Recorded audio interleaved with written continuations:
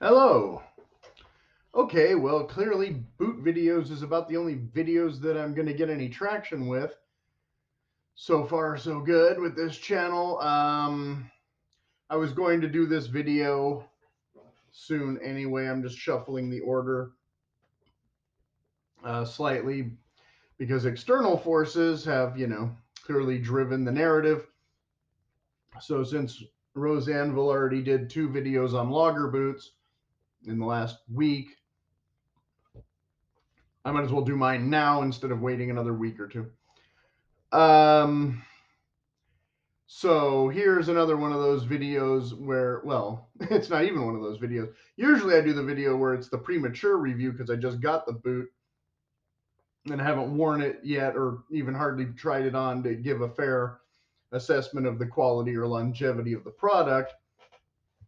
So here I'm comparing boots that I don't own, but it's more to explain, I guess, why I don't own them or why I don't think I will want to own them. But while still discussing what relative merits they have. So, okay, obviously logger boots are a very specialized product. And even though I've never been a logger, not my first pair of boots, but one of my first, I guess, serious pairs of boots was actually a pair of logger boots. And I wore them for about 3 years pretty consistently.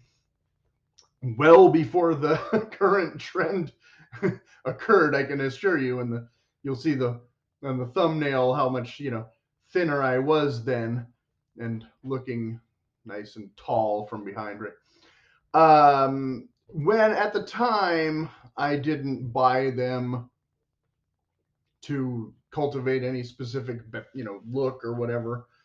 Uh, I literally was starting a summer job in a machine shop where I needed boots, but I didn't just want to buy cheap ones because I wanted boots that I knew would last me, and I was going to college in kind of a woodland area, and so I knew I'd be doing hiking and questionable weather and that kind of thing. Um, so I wanted boots that I knew were going to last longer than just a summer if they survived the summer. And so at the time, I think they were only $70, and they were a brand that I believe was called ANSA. I have not been able to find very much. I found a pair of shoes online by this brand that seemed to still, I don't know how long ago those were made, but they seem to be only about $65. So I don't know how much of this brand was ever actually, kind of the same high quality. Although in today's dollars, I thought they would be going for much more. Comparatively, I assume they'd be around a $300 boot now with the adjustments. I'm always a little bit iffy on this. Uh, as I think I said in a previous video, everybody said I had the best boots in the place, and they were literally awkward for me, kind of that heel stack, getting used to that, especially going from literally just, pretty much only wearing sneakers to wearing an extra high boot was a thing. As far as feeling like you're standing straighter or that kind of thing. Yeah, there was a bit of that. I mean, but it was also kind of learning how to walk again, not quite high heels, but higher heels.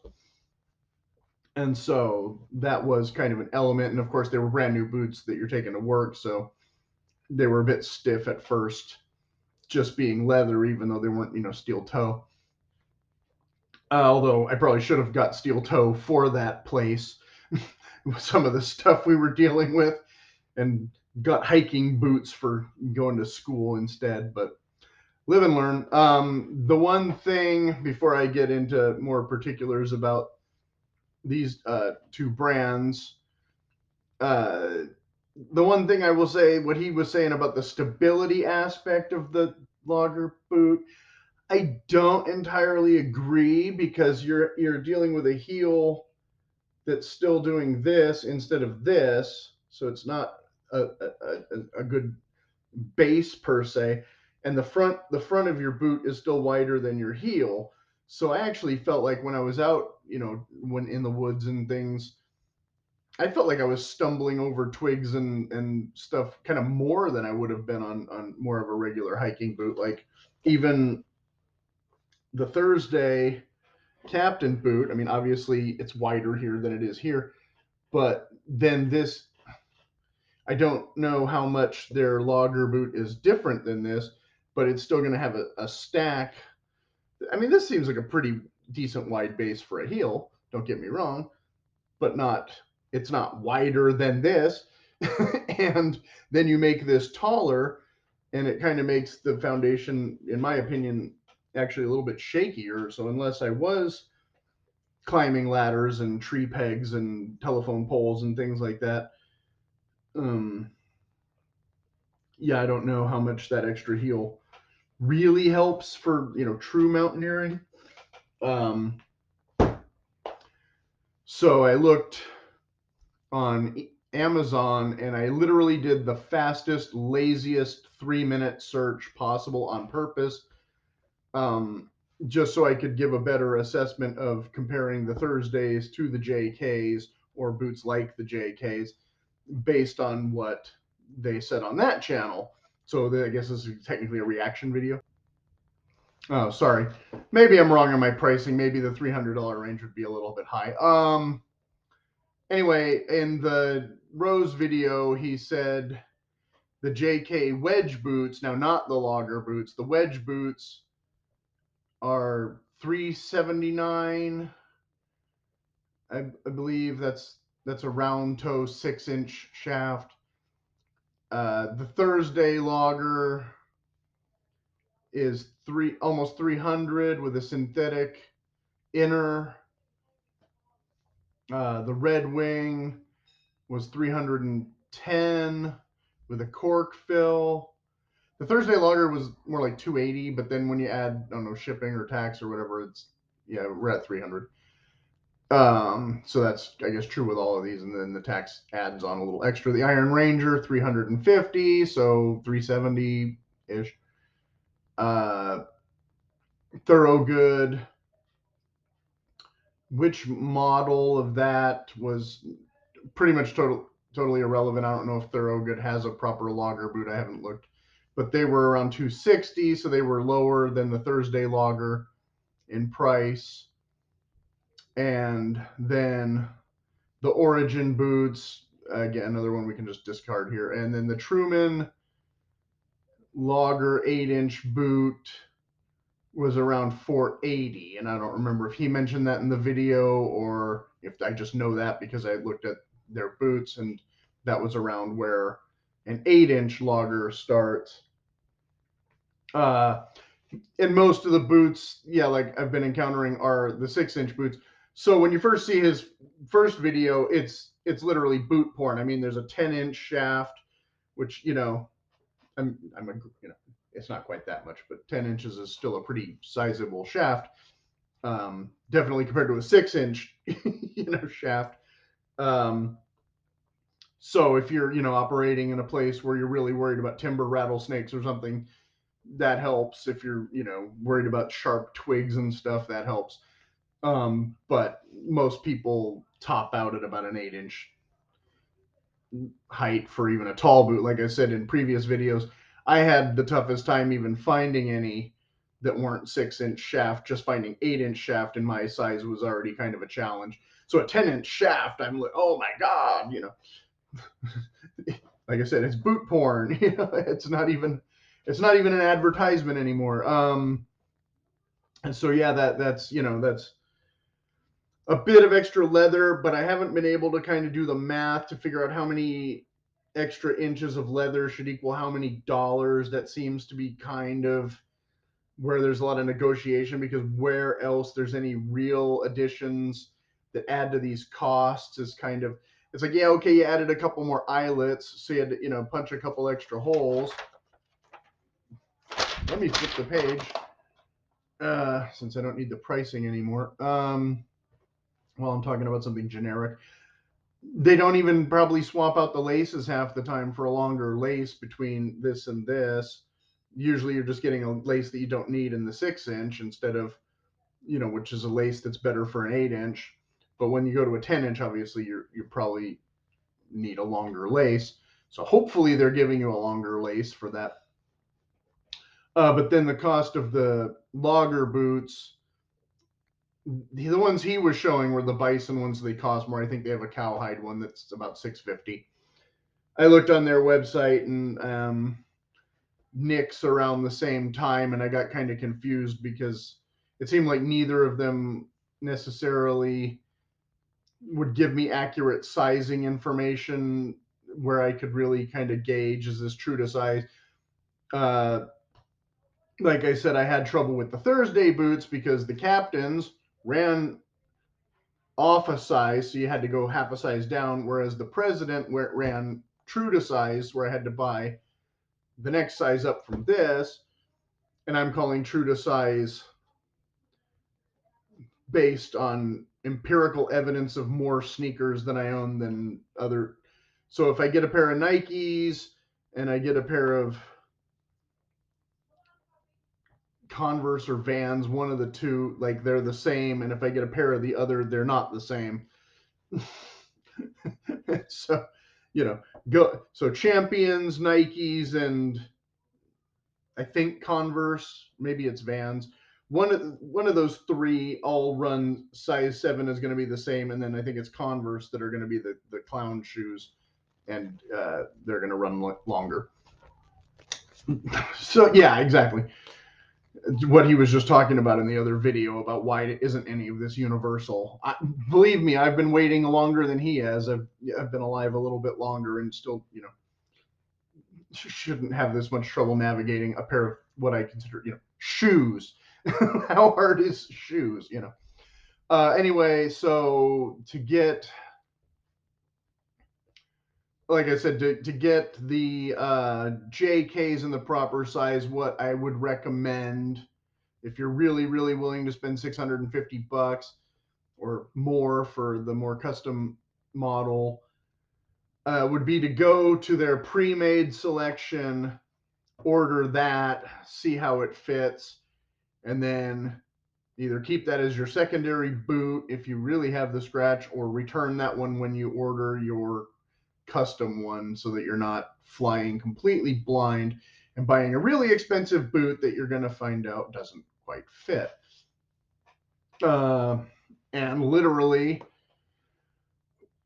the process hopefully is easier with the Thursday, because I assume that since the logger boot seems to be modeled after the captain, it should fit like the captain. I asked them if the captain sizing has changed, as I had seen some posters indicate, and they did not reply, so I don't know. But like I said, this go down half a size, whereas the president true to size. So if the loggers are indeed the same as the captain, fine. Then I should be able to order that confidently. The only reason, or the main reason I get, well, apart from, like I said, not really necessarily needing that high heel stack, if I didn't already have these, I might be more tempted to buy the Thursday loggers, just as if I wanted that look, I guess, that, because again, you're still getting the fake toe cap instead of a double toe. You're still getting, well, you're getting the taller shaft. You're getting, instead of the speed hooks, you're getting eyelets. I assume you're getting basically the same tread, but just with the heel stack. I don't know if they've made the lugs any deeper on the outsole, but I doubt it. So it's a boot where, okay, this one's $199 and that one's, what did we say before, 280? So is there $80 worth of heel and shaft and more leather? I would argue not really. I think there's a little bit of markup there.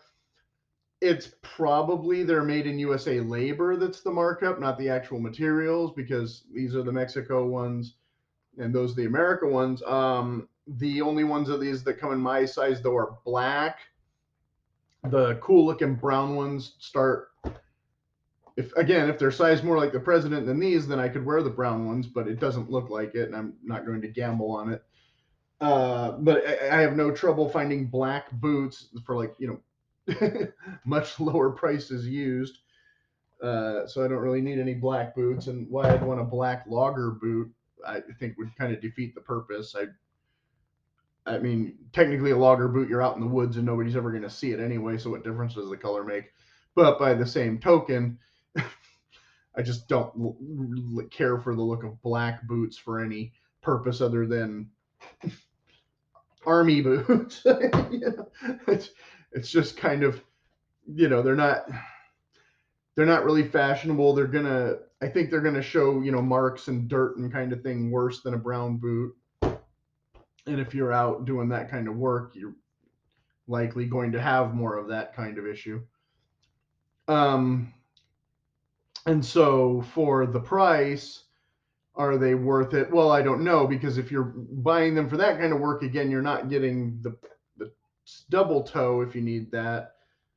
But you are getting a decent leather. You're getting the heel stack, so maybe.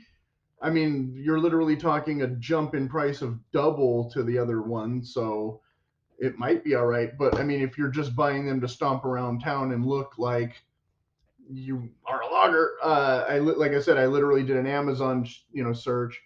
Obviously, starting with Red Wings, you have a couple different models that may or may not be, the correct models, but Heritage Roughneck, $330, 808 $5,375, 2408 8-inch shaft, $385. So those are more by $100, but again, that's for real work boots. And of course, if you're the lazy guy on the job site, maybe you still want to upgrade to the real work boots, so at least you fool people into thinking that you work too. But then if you go down from Thursday, again, I can't attest to the quality of most of these, but a couple of these I recognize the names, and so I'd like to know more. But a Chippewa logger boot here is only $219, and I have a pair of motorcycle boots in that brand that I think are actually pretty well made. So okay, so for the same price almost as this, I can get that. Then going down from there, Georgia logger boots, $161 now. For $161, this is where I'm starting. This is why I started to question whether those ANSA boots were maybe more along this price range than the Red Wing price range. Again, I can't really do the math after 20 over 20 years of how whenever I bought those ones, and with not knowing if those were good quality boots or not, but everybody seemed to think they were at the time. But then even less, Irish setter for $155, but those with a steel toe. So again, if you need a steel toe boot and you're not as concerned with the other quality for longevity reasons, because they're just going to get destroyed for half the price of this. Well, not this literal, but you understand. For half the price of a Thursday, you can get two pairs of Irish setters and beat them up all you want. So that's a thing. But if you're one of those, like I said, diehard kind of guys, then I guess $650 doesn't sound like a big deal to you. But yeah, to me, if you're just starting out with boots, you probably don't need to spend that kind of money unless you are really one of these kind of fetishist guys. Unless you're the guy though who's been wearing, the Chippewa or the Georgia boots for years and years and years, and are missing out on a bunch of quality that maybe you should have had all along. Just kind of the way, I've always had kind of inferior product and not really known it was inferior product. Yay the internet. So that's kind of a tough call. That's kind of one you'll have to make. You have to comparison shop. I can't give you all the answers, but like I said, for $100 more ish, are the Red Wings better than the Thursdays? Maybe. For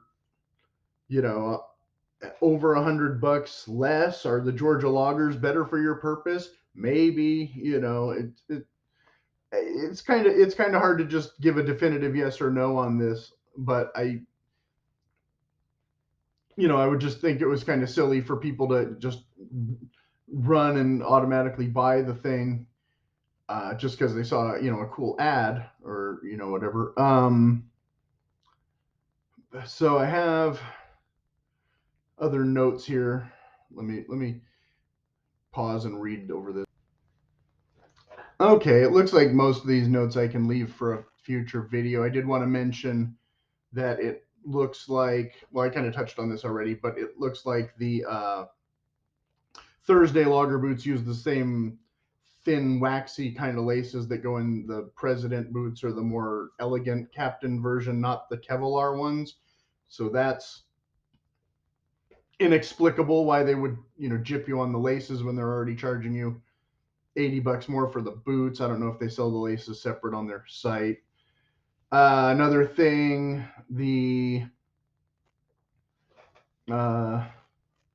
well, I guess I said this kind of already. These might not be 10 or 8, even 8-inch buffalo boots might not be the boots you need, but unless they were the boots you needed all along and have just been killing your feet. But again, I can't.